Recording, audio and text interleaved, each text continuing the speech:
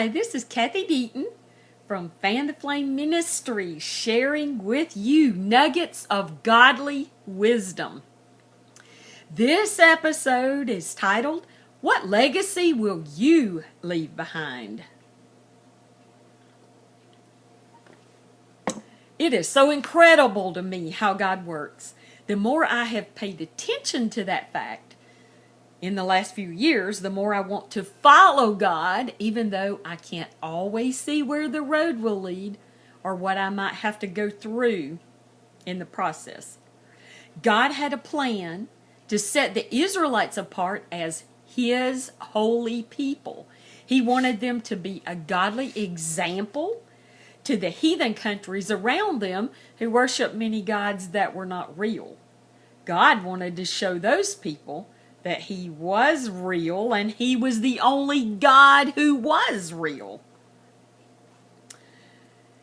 I want to read to you Joshua 24, 2 through 6 from the Message Bible.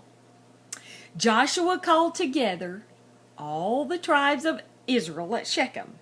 He called in the elders, chiefs, judges, and officers. They presented themselves before God. Then Joshua addressed all the people. This is what God, the God of Israel, says. A long time ago, your ancestors, Terah and his sons Abraham and Nahor, lived to the east of the river Euphrates.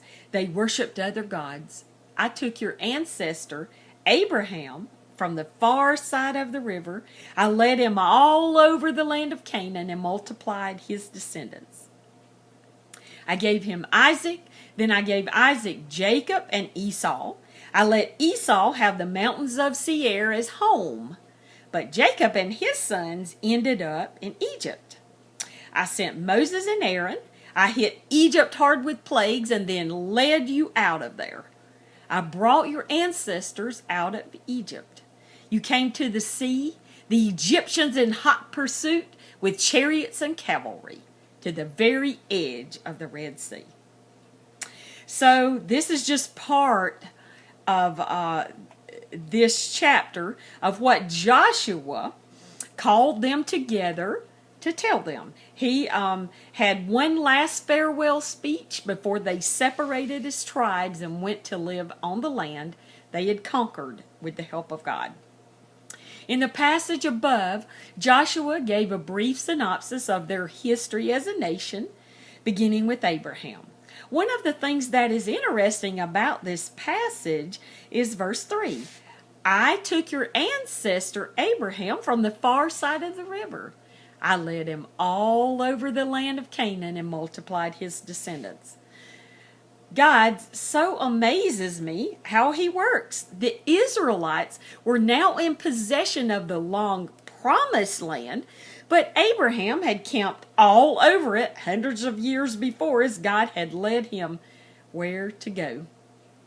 God was staking claim to this particular land for Israel when they would not even be a nation for years down the road. They could look back, though, on a specific history of how God had worked on their behalf to bring them to this exact point in time. This history was told to them over and over again, from generation to generation, so they would never forget it. In the verses above, also, Joshua will remind them again from where they had come and of the one true God who had brought them into the land that had been promised to them so long ago. I wonder how Abraham must have felt during this time of his life. God had specifically told him he would be the father of a great nation, but being only human, he couldn't have understood the whole picture of what God would do in the future for Israel. He just had to believe God would do what He had promised, and probably never truly knew His importance in God's holy plan while He lived on earth. I'm sure he lived day to day just like we do now and tried his best to follow God's guidance as to where and what he should do next. He would have missed everything, though, if he had disobeyed God. At least everything that was truly important that would leave a lasting legacy for eternity. And what a legacy he left behind, because he was obedient to God and he stepped out on faith to do something he probably didn't understand at all, but yet felt compelled to do. Don't miss those things that are so important in your life that will matter for eternity, just to do trivial things that a year from now won't matter at all. And you won't even remember that you did them. What legacy will you leave behind for the future generations of your family? This is Cathy Deaton from Fan the Flame Ministry, sharing with you nuggets of godly wisdom. Please check out my blog at whogodis.com.